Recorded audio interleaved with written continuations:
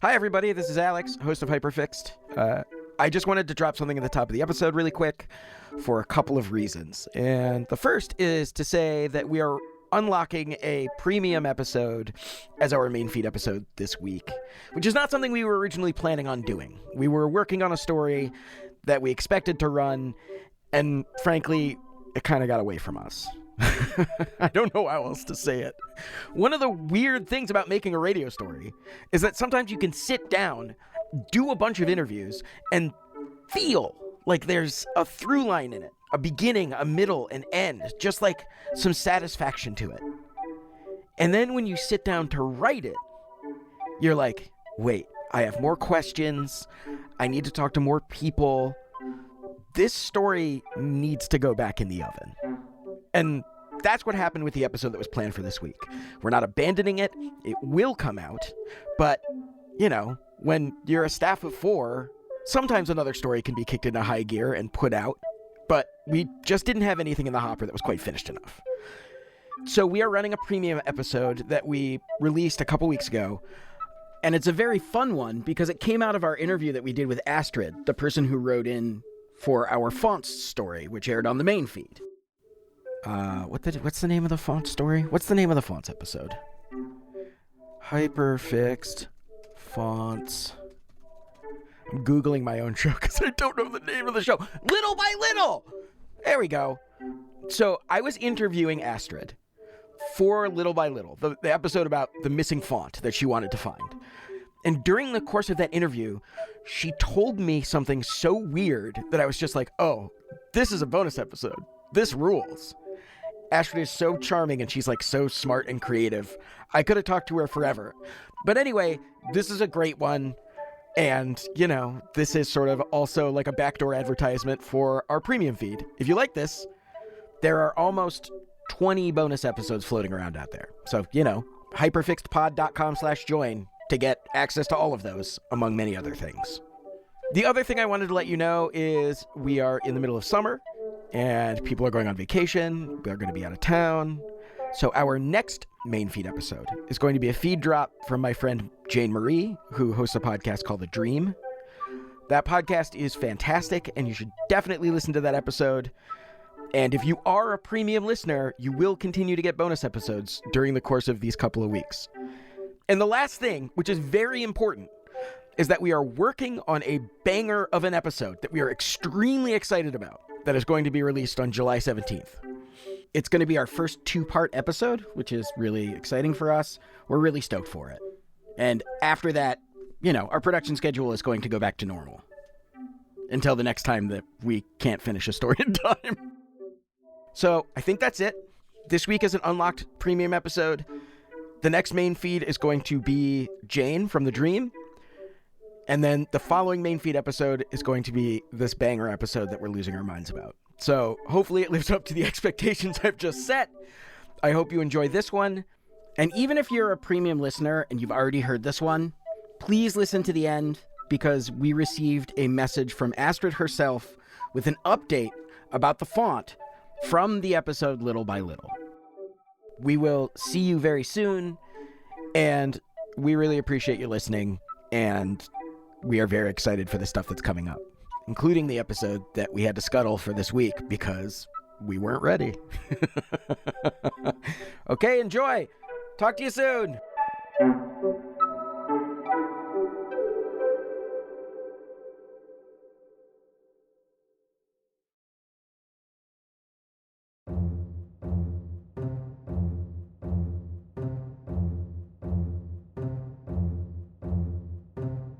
So last week on the show, we met Astrid, and Astrid was on a quest to find a font. But not just any font. It was a font that she, and perhaps only she, considered to be a work of art.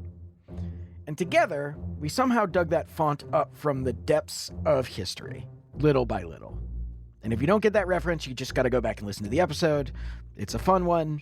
They're all fun. Come on, let's be honest. They're all fun, right? That's why you're paying for this. They're all fun. Now, when we first talked to Astrid, I was struck by how sort of deeply she observes the world. Like, she doesn't just notice what the font looks like, whether she likes it aesthetically. She really sees it for how it functions in the world, and for who it serves and why. She broke down that font like someone analyzing, I don't know, a symphony or an ancient language or something. But the more we talked, the more I realized, like, this skill of hers is not just limited to fonts. Astrid just sees the world in a way that I do not.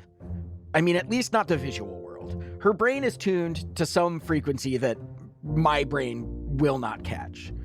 And I'm sure some of that is because she's a designer. Like, she helped found this company called Bella, which is a platform for building interactive audio tools, including a tool or two that I now use to help score the show. But, like, even how she talks about her job is telling. Like, on her professional website, she describes her work as exploring the poetry in everyday things and the connections between people and their environments. That sounds like the smart version of what I do on a dumb level every day on the show. Like, I'm trying to understand the connection between people and the world and each other. But, like, I do that through their stories. I don't do that through their objects. That is, like, beautiful to me. And I don't even know fully how one would do that. But it's how I want to live. So this week, I wanted to share more of our conversation because I came to find out it wasn't just this font that she fixates on. It wasn't just this font that she enjoyed the design of and wanted to interrogate further. Astrid has been on a similar quest before, just a few years earlier. Okay, during the pandemic, I watched a shitload of Star Trek because there was nothing else to do. Which series specifically? All of them? We started at TNG. That, of course, is Astrid. The TNG she's talking about is Star Trek The Next Generation, which was the second live-action Star Trek franchise, which aired from 1987 to 1994. I do not care for the original series. So we started at TNG. And I make musical instruments. I research musical instruments. Musical instruments is what I do. So I started tracking the musical instruments in Star Trek. And all of them are horrible, like just ridiculous. Okay, so one more thing. So I've told you that Astrid works for a company that makes digital sounds and instruments. And so when she goes on her Star Trek rewatch journey, she's been designing instruments for more than 10 years. And because of her work, she's someone who's really focused on the subtleties of how things function, and as a result, sound. And that's what got her so frustrated while watching Star Trek, is that it's clear to her that the people designing the instruments on the show didn't consider if or how these devices would even work. For example, they would play tiny little instruments, but out of them would come huge, bellowing sounds, just things that seemed to defy the laws of physics. But just when she thought the designers had totally lost her trust, she watches Season 1, Episode 7 of The Next Generation, When the Bow Breaks, and a new instrument is introduced. You ended up recreating it in physical space. Do you have it handy? No, not on me. It's in a box under my bed. Can you tell me what the name of the instrument is so I can look it up? It's called the Aldean Instrument. Aldean? A-L-D-E-A-N? Yes. Instrument. All I'm getting is Jason Aldean. Who the fuck is that? Star Trek. Is it this rainbow thing? Yes. It looks like a frisbee with a grip on it. And then it's got sort of like rainbow keys on either side. Is it like a piano-style instrument? No, you play it with your mind. No, actually, no. Of course you do. No, that's actually another. I'm mixing them up. You don't play it with your mind. You play it with your mood. Yeah, okay. That makes sense. You play it with your mood. Did exactly what I thought. And felt. Yes, it's a direct reflection of the music within. Now we just have to teach you to structure that feeling. Try it again.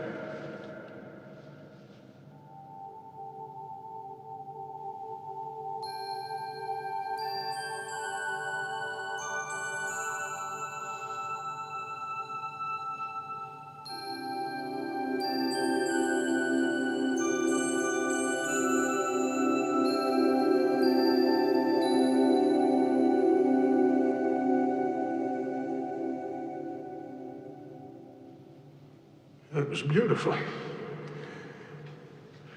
Now, play something happier. it's also, when I started researching it and I started like looking around, it's the only one that has a design credit. And it's this production designer who worked on Star Trek. And he's still working. He designed the DeLorean and Back to the Future. Like, he's done a lot of stuff. And I got a hold of him because he's still working. And I was like, I'm a musical instrument researcher. I'm really interested in this. Can you tell me anything about this instrument? And he went, no, I don't remember anything, but I did find my production sketches, and he sent me the production sketches. So I ended up recreating it. But I was so excited to find this guy, and like his work is so beautiful, and I was so jazzed about this. And he was like, I don't remember anything. But he did send me the production sketches, which are beautiful. They're amazing. So Astrid gets these sketches, which she's right, are like totally awesome. But they only show a couple angles of the rainbow frisbee thing. There's a sketch with a hand holding it to show how it should be used, and some indications where lights and buttons should go. But that's about it. I mean, it leaves a lot up to interpretation. And so Astrid starts trying to make this thing, this instrument, in the real world and actually make it work. And based on everything that you know about Astrid, I'm sure it's no surprise to hear that she does it. For the most part. Did you make it functional? Yeah. How does it work? I assume that it doesn't play off based off your mood. No, I used a Bella.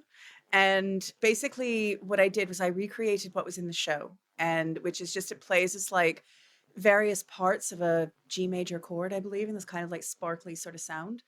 And what I did was I thought about how could it read your mood? Because in the show, they kind of lay their hand across the middle and then it starts to play. And if you get angry, then it makes a horrible noise and stops. So I had a touch sensor underneath the grip. And depending on how hard you grip the touch sensor and how many fingers you had on it, it would rise in intensity. And if you moved it really quickly, it had an accelerometer that could detect sudden motion. And then it would just like descend into noise. Oh my God, you're from the fucking future, dude. It's really simple, actually. It's not that. I understand, but like, I do have a question, which is like, why was it important to you to try and redesign this instrument? And like, what did you learn from it? Like, what did you as a designer learn from doing this? I think that, I mean, I've made a lot of digital instruments, and one of the things that is a real struggle with digital instruments is what should they sound like? Because if a computer's making the sound, then there's no physical reason that an instrument should sound like anything. Like, you just like make up some sounds, and it doesn't always make sense. And so it's very hard to sort of give yourself something to hold on to. Like, why would it sound like this? Like, give yourself a reason, like anchor it somewhere.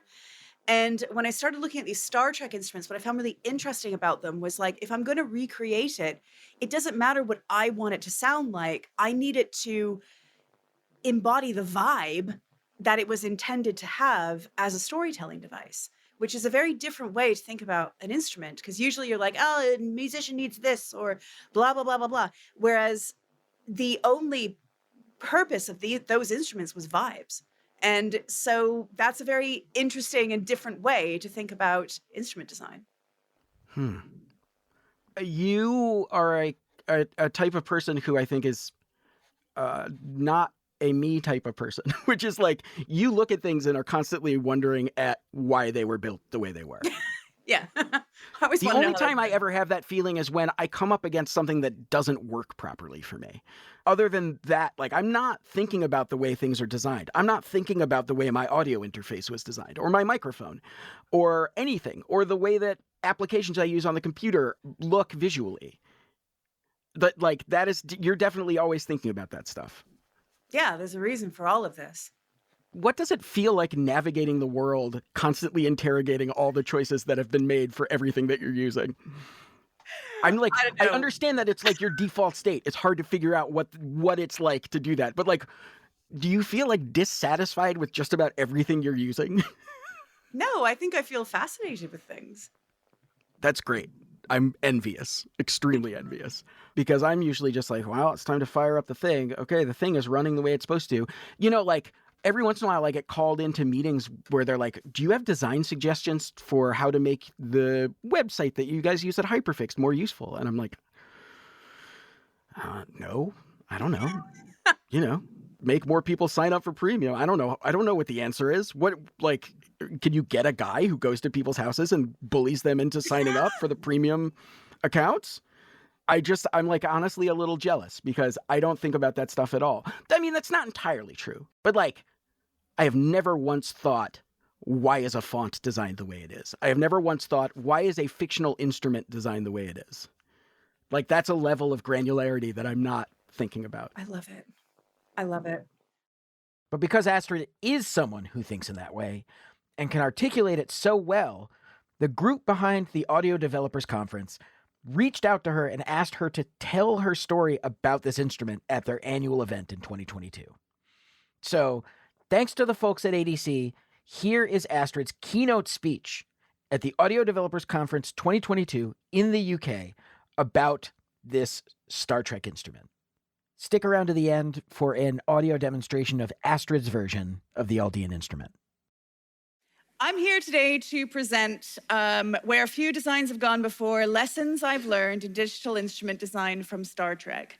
And first off, I'd like to say thank you very much to ADC for inviting me and even more for saying yes to this topic. I do appreciate it. So for those of you that don't know me, my name's Astrid. And I'm a designer, a developer, and an instrument maker. I tried to make this like butcher, baker, candlestick maker. I couldn't do it, so that's the best I can do. I'm also a music technology researcher at Ableton in Berlin. And I'm also a founding member of the team that built Bella.io and continues to build Bella.io, which is an embedded hardware platform. And in this talk, the talk is in 4 parts. First of all, I'm going to talk about Star Trek instruments, because there's a lot of them, and how I got interested in them and what really grabbed me about these things. And what I found out about one instrument in particular that really grabbed me. And then the process of prototyping that instrument, and then some of the things I learned through that whole process. So part 1 is discovering Trek instruments. Now, my doctoral research was on digital musical instruments, building digital musical instruments, and as a result, I pay really close attention to musical instruments whenever I see them. And there's a lot of instruments in science fiction because it's a general assumption that making music is an integral part of all culture, not just human culture. And sometimes these are kind of believable. You're like, all right, yeah, I can see how that's an instrument. And sometimes they're really ridiculous. But something happened in March 2020. Now, I don't know if you remember where you were in March 2020, but I sure do, because as we all know, that was the beginning of the pandemic. And everything was canceled. We were all stuck at home, and nobody knew how long it would last. And I remember having a conversation with my partner, and I said to him, we should probably find something on Netflix that's consistently fun to watch, that has a ton of episodes and isn't too depressing, because we could be here for 2 months. Yeah, adorable. And what has lots of episodes, is consistently fun to watch, and not too depressing? It's Star Trek. So we decided to rewatch Star Trek starting from the beginning. And I hadn't mainlined that much Star Trek in many years, and because of this orientation I have towards musical instruments, I could not get over how many musical instruments there were in the show.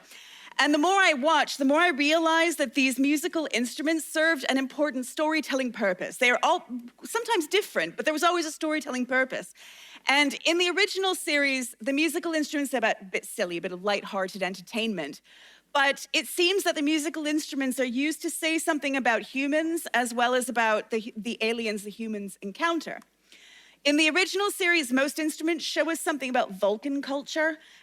These are Vulcan bells, and there was this really sweet part in, I don't know if anyone's seen Strange New Worlds.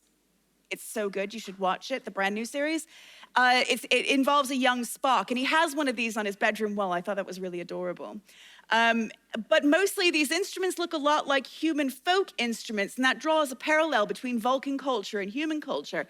And ultimately, the instruments start out as giving us this larger cultural context for Vulcans, mostly that they like ritual, and apparently they like a good folk jam. And I also like how Spock's Vulcan harp has little knobs on it. It's an old antique, but it's also high tech, which says something about how long Vulcans have had sophisticated technology.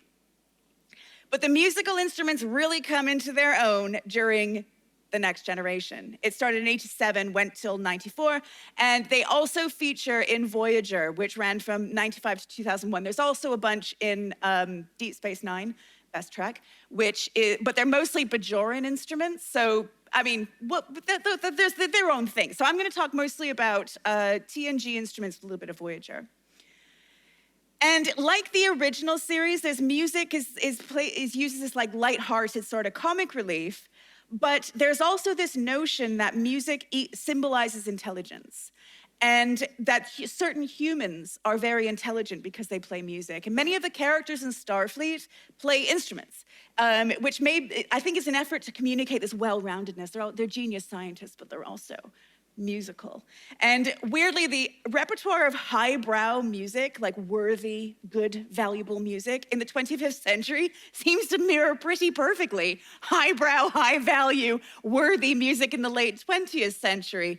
But that's a whole other talk. On Voyager, Harry Kim plays this ancient thing. We all know that Riker loves a trombone. Even Picard plays the penny whistle. And there's this really interesting part in TNG. It's at the end. He gets a girlfriend. And the way that they kind of communicate that she's on his intellectual level is that she has this rubber roll-up piano, and she like unrolls it in the Jeffries tube, and they're gonna like play together. And I was a little kid when I saw this. I was obsessed with this roll-up piano, obsessed. And but she's definitely on his level because they play together in the Jeffries tube. Very romantic. And there's also this idea that music equals humanity. It's used to communicate that non-humans are in fact have human nature. Data is the ultimate example of this. He's an android. He's constantly subjecting his fellow crew members to concerts. I mean, everyone looks really bored. But music is one of many ways that he uses to try to understand human nature and try to incorporate it somehow. And again, the ancient instrument playing, like ancient instruments playing ancient repertoire, is a strong cultural signifier. And it's interesting, still again, how humanity's it's an interesting vision of humanity's future, that there's really been no progress in what we consider to be really important canonical music in a good 500 years. But also, most importantly, there is this idea of music showing actually, this is second most important. I'll catch the most important afterwards. Got ahead of myself. It shows a futuristic human culture, what happens to human culture as it evolves. And what is recognizable as music. This is one of my favorite episodes. And in this episode, Picard visits the Parisian cafe, and there's a wandering accordion player. And this is what an accordion looks like in 500 years. This thing. For real. I'm serious? Yeah, This is an accordion. It sounds exactly like an accordion. The sound hasn't evolved at all. And now it's tubes attached to like some sort of car grill, I think, I guess, to suggest that it's like somehow acoustic and air moves through it. I didn't have time to put the good story in this talk, but if you're interested in this history of this instrument, catch me later. So in this scene, Picard looks out in this futuristic Paris, and there's like a hyperloop going underneath the Eiffel Tower, and it's all like future, future, future. So this is like a vision of how humanity still stays consistent, yet evolves somehow, I guess. And there's also the most important function, we got there eventually, is how music symbolizes culture that's human-ish. And other alien species, if they have music, this is how the writers kind of symbolize this is sophisticated alien culture that doesn't just want to kill everybody. They have, their culture. They have music. So there's a lot of examples of this. The Betazoid chime, played by one of the greatest bit players in Trek history, Mr. Hom. And it's this weird tiny glass chime that he barely touches. It makes this enormous noise that everybody hates. It's how Beta Zeds give thanks for the food that they eat. There's also this Algolian percussion instrument, which is like these chains of bones hanging down, and this guy hits them with little hammers. How those resonate, no idea. I guess physics evolves too. And but it's a good thing they did, because otherwise, how was Riker going to signal to the Enterprise when he was kidnapped by the Ferengis? But you got to watch season 3, episode 24. And there's also this good one. This one is amazing from Voyager. It's an Inaran musical instrument. Inarans are like this telepathic kind of people. And the Inarans play this musical instrument. They play it with their minds. And to be honest, I don't understand why they have to wave their hand over this weird orb if they're telepathic and they're playing it with their mind. It makes no sense. But a lot of these, they don't make any sense, but it doesn't matter. It doesn't matter. They're just storytelling devices. And so there was one instrument, and this is part 2, the instrument that I really got into and that I found really exciting. And it's this one. There is no instrument that is quite as good as the Aldean. It's an unnamed Aldean instrument.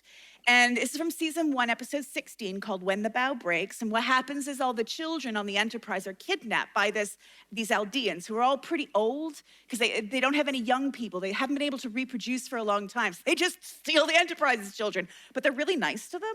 And they kind of distribute the children among all of these different families. And this little girl ends up with this family of musicians. And they teach her to play this instrument. And spoiler alert, it was an environmental toxin all along. They're fine now. But also, I don't know if you noticed what's in the background here of this Aldean musician. Oh, it's a Vulcan harp. So that's also symbolizing the Aldeans obviously are very sophisticated. They have contact with other alien races for a long time. They can incorporate other alien cultures. Fascinating. But anyway, this instrument, and it's on screen for a total of about 4 seconds. It's this weird kind of disc thing that you put your hand on, and then it reads your moods. It reads your thoughts are translated through this instrument. And it makes sparkly noises, makes noises that reflect the nature of your thoughts. And I found this interesting for a bunch of reasons. First of all, it looks really cool. I was just like, that thing is really exciting to look at. Secondly, it's on camera for 4 seconds. So like, you don't even get a good look at it. So that was interesting. I was like, ooh, you'd have to make up all kinds of stuff. It reads moods. How does one do that? But this is also the only instrument in the entirety of Star Trek that has a design credit.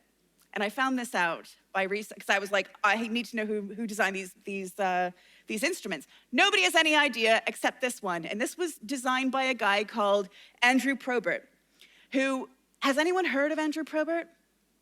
That's what I thought, but I guarantee you've seen his work. He's a production designer through the late 70s till he's still working now. He designed the bridge for The Next Generation. He worked on Battlestar Galactica in the 70s and the reboot in the early 2000s. He designed the DeLorean for Back to the Future.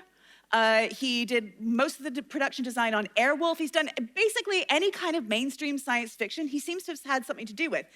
And I found his website, so I sent him an email. And I was like, so, Mr. Probert, what do you know about this instrument? Do you remember it? Can you tell me anything about it? I really want to know.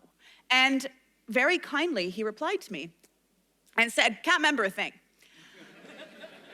But I found, scanned, and attached my production design sketch.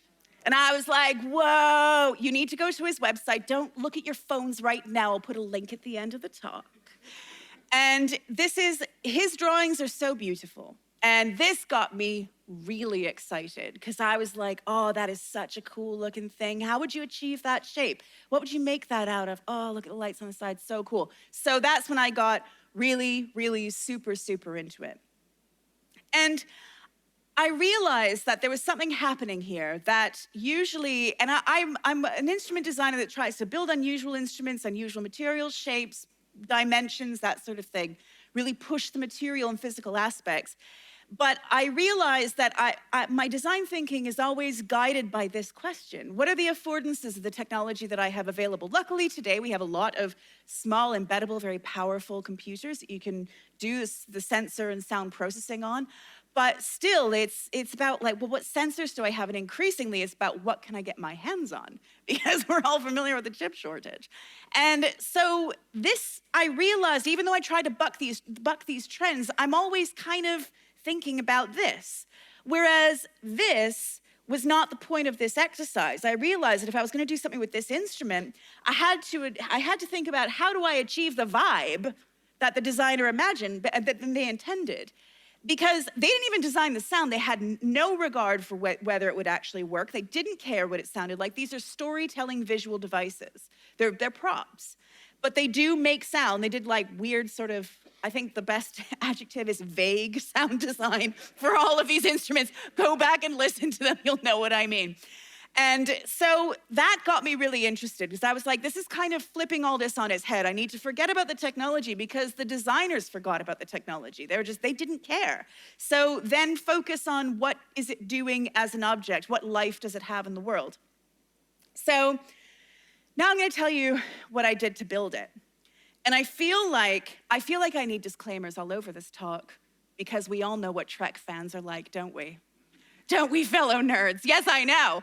And so I thought, okay, here, I need to tell you that this is a design exploration. I wasn't looking to perfectly recreate this. That's not the point. The point was, how do I achieve this vibe? What can I do for the vibe? So if you want to come at me in Discord later, my @ is Bobby Lombardi.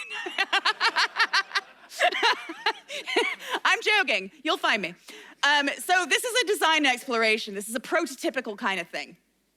So the goal was build an instrument that reflects the player's mood that kind of looks like the original design. That's what I wanted to do. And so I had to ask myself, well, what does it mean to read someone's moods? And I kept having people say, well, are you going to use like brainwave processing? Or are you going to like, I don't know, how are you going to read somebody's mind? And it kind of started to make me worried because I was thinking, well, am I underthinking this? And I was like, well, doesn't the body sort of express moods in all kinds of ways? And this whole kind of like read minds, I was like, nah. They also don't say that in the episode. They say it reflects your thoughts. They don't say it reads your mind. So I was like, meh. And then something very interesting happened. And I'm not on social media much anymore, but somebody messaged me on Instagram, so I wanted to check the message. And I do not install any social media app of any kind on my phone. I only use it through the browser. So I'm looking at the message, and as I was trying to reply to the person, I dropped my phone on the sofa, and I got this error message. Rage shake. Want to report a bug? Don't forget to take a screenshot. Oh, I took a screenshot. I couldn't believe this. I was like, what am I at? It was like, amazing.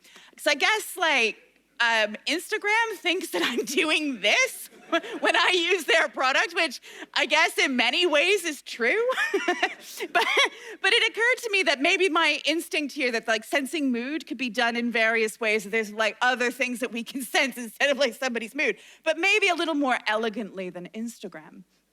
So I started off with a Bella, which is a Bella Mini, which is a tiny little embedded, very powerful processor for sensors and sound.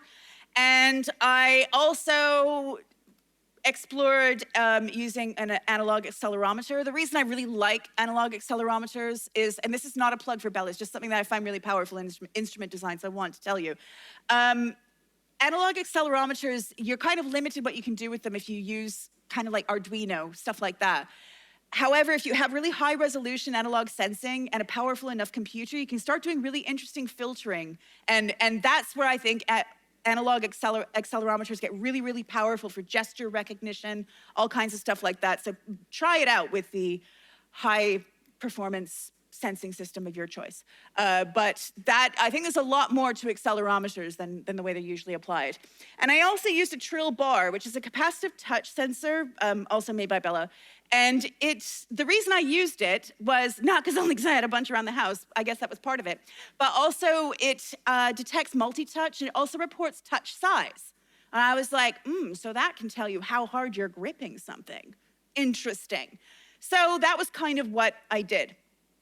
And so I made a digital mock-up that was really just messing around with the circle and going, well, what I guess would this kind of thing sort of look like? And I did this at Exhane, which is a hack space in Berlin. If you are in Berlin, please visit. It's fabulous. It's a really, really good place. And I will tell you this interesting story. Every time somebody came into the hack space over the last few weeks, and I've been working on this, they go, oh, cool, what is that? And I found that the younger they were, I would say, do you watch much Star Trek? And the younger they were, the more likely they were to say, I've never heard of that show. So I take you live to how that made me feel. And now you can feel that way too and join me in that. And please, if you have children, please tell them about Star Trek. But anyway, so what I did with this was I laser cut layers and layers of paper and glued it together. And now I will show you the prototype. So it's not an Ableton push. How good a troll would that be? It was just the best box that I had. It's a great box. So this is the instrument here, which looks something like the original. Let me just turn it on. Look at that. It's really prototypey. Look at that. So much hot glue. You're not going to believe it. So while this boots up, so this is just layers of, I find paper to be a very versatile material for prototyping instruments because you can laser cut it very, very nicely. Would you like me to hold it up? Yes. I'm afraid it's going to fall apart. So is this high enough? All right. So what I do with this, a common technique is using layers and layers of paper and then sandwiching them together. You can get nice curves. You can sort of get a prototypey feel for it. It's also really cheap. So if you mess it up, it's not a tragedy. And on the side, these just acrylic panels that I covered with little bits of tissue paper to kind of mimic the colored sections. So, oh, it's on now. So let me get my business in order. Okay. So what it does, what I really prototyped was I started off, I think there's a lot more to do on this instrument. But at this point, I was thinking, well, what does it mean to grip something? What does like even your hands on an instrument mean? And so I kind of did this thing where it would make a sound for each finger that you put on it. And if you laid them on very gently, it sounds lovely.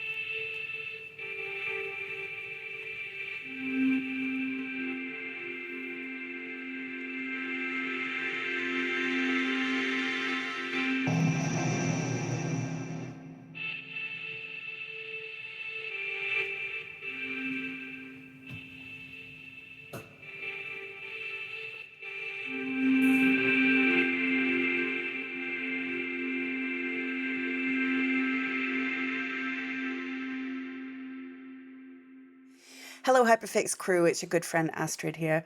I just wanted to give you a little bit of an update about where the font is at. The response has been really, really amazing since your episode came out.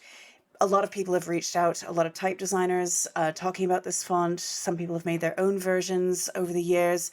And it's been great to just dork out with other people about how great this font is. Also, Klaus Schmeidinger, who's the original developer of Eagle, reached out to me to talk about it. And I've continued to see this font everywhere. I recently took a DJ rig apart for parts, and inside the circuit boards were printed with this font. They were obviously made in Eagle, except they had used capital O's instead of the zeros. Yeah, I noticed. And I also, my partner was watching an episode of Max Headroom from 1987 just this evening, and the final credits, guess what font they were in? litt.chr. So this little font has apparently been everywhere, and it's really been an amazing thing to be able to give it a name and to be able to put it somewhere where people can see it.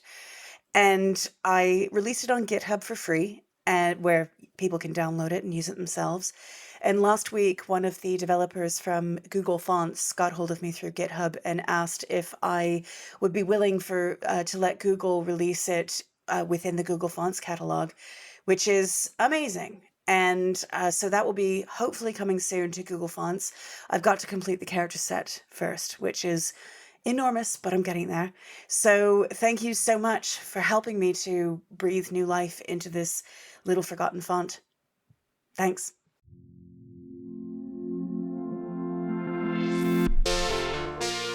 Special thanks this week to the folks at the Audio Developers Conference. And if you want to share Astra's talk with someone else or check out other videos from ADC, there's a link to the video in the show notes. Check them out at audio.dev. Hyperfixed is produced by Amor Yates, Emma Cortland, Sari Soffer-Sukenik, and Tony Williams. It was engineered by Tony Williams. Music in this episode was by me. I figured since this was a Star Trek-themed episode, I'd give you a piece of fun Star Trek-themed trivia for the end of the episode, because the theme song's too damn long. If you watch Star Trek The Next Generation, Commander Riker, played by Jonathan Frakes, 9 times out of 10 when he goes to sit down in a chair, rather than pulling the chair out and sitting down, he will swing his leg over top of the back of the chair and then sit down on it. It's one of the weirdest things I've ever seen, and I've never seen anybody else do it except him in that show. I'll put a link to a video of it in the show notes. Thanks for listening. We'll see you next week.